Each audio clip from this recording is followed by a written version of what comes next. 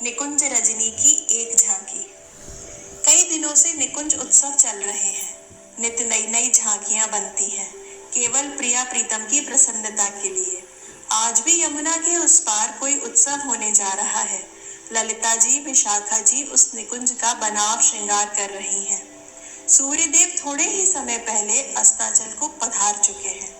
घर के सब काम काज को शीघ्रता से समाप्त करके गोपिकाएं विविध प्रकार से श्रृंगार करके कालिंदी के उस पार एकत्रित हो रही हैं।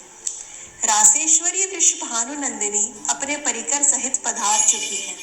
श्याम सुंदर तो प्रायः देरी से ही आते हैं। ना जाने रास्ते में कितनों से उलझना पड़ता है। कुछ भी हो, लेकिन उत्सव में तो अवश्य ही सम्मिलित होते हैं।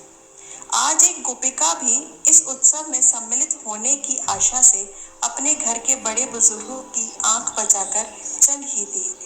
परंतु यमुना किनारे पहुंचने पर उसको ज्ञात हुआ कि उत्सव तो आज परली पार होना है। हाय रे दुर्भाग्य! क्या आज भी तू प्रिया प्रीतम के दर्शनों से मुझे वंचित ही रखेगा?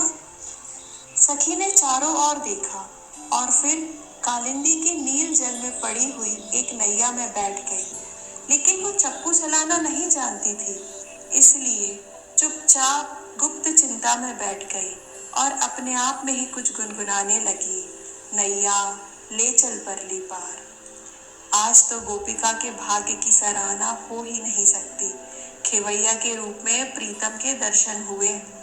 वो एकदम उठी और श्याम सुंदर से फिर वही कहने लगी, नैया ले चल परली पार। श्याम सुंदर ने कहा, अरे पार पार की रट लगा रखी है, क्या है पार? सखी ने कहा, सरकार जहां विराजे राधा रानी, अलबेली सरकार, नैया ले चल परली पार। श्याम सुंदर ने कहा, ओहो अच्छा, आज श्री जी परली पार हैं। इतना कहकर एकदम नैया में बैठकर उसको खेने लगे और ब्रजबाला देखती ही रह गई। लेकिन फिर गोपिका ने थोड़ा साहस किया और नैया को जा पकड़ा और बहुत विनती करते हुए बोली, सरकार आज तो मुझे भी अवश्य ही ले चलो। सरकार मान तो गए, पर फिर बोल उठे, सखी इतना बोझ खींचकर ले जाना सहज नहीं है। हाँ ले जा सकता हूँ, लेकिन एक शर्त पर। सखी तुरंत बोल उठी, कुछ देना होगा, उतराई मांग रहे हो, लेकिन मैं कंगालिनी आपको क्या दे सकती हूँ? अरे हाँ, कुछ चीजें याद आ गईं, आपके लिए ही लाई हूँ सरकार, आपको लेनी ही पड़ेगी। गुण अवगुण सब तेरे अर्पण, पाप पुण्य सब तेरे अर्पण, बुद्धि सहित मन तेरे अर्पण, ये जीवन भी तेरे अर्पण।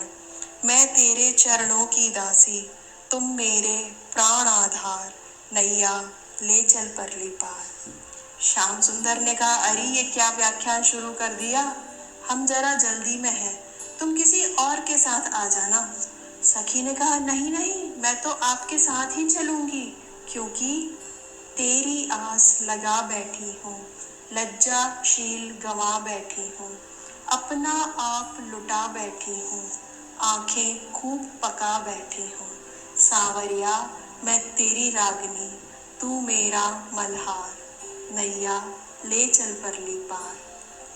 श्याम सुंदर ने कहा, अरे भोली भाली, मैं सोच रहा हूँ अगर किसी ने तुम्हें मेरे साथ देख लिया तो जगत में तुम्हारी बहुत प्रकार से हंसी होगी। सखी ने कहा, अब मुझे किसी की परवाह नहीं है। हे परम प्रीतम, इन प्राणों पर आपका ही अधिकार है। जग की कुछ परवाह नहीं है, तेरे बिना कोई चाह नहीं है, कोई सूझती राह नहीं है।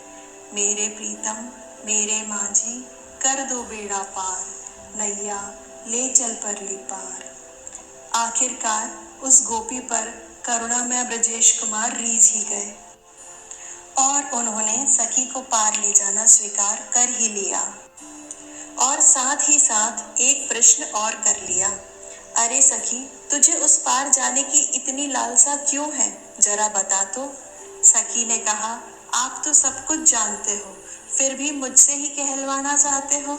सरकार, वहां आनंद की बाढ़ आ रही है। प्यारे, अब तरसाओ नहीं, शीघ्र चलो, मैं आपके पैर पड़ती हूँ। आनंद घन जहां बरस रहा है, पत्ता पत्ता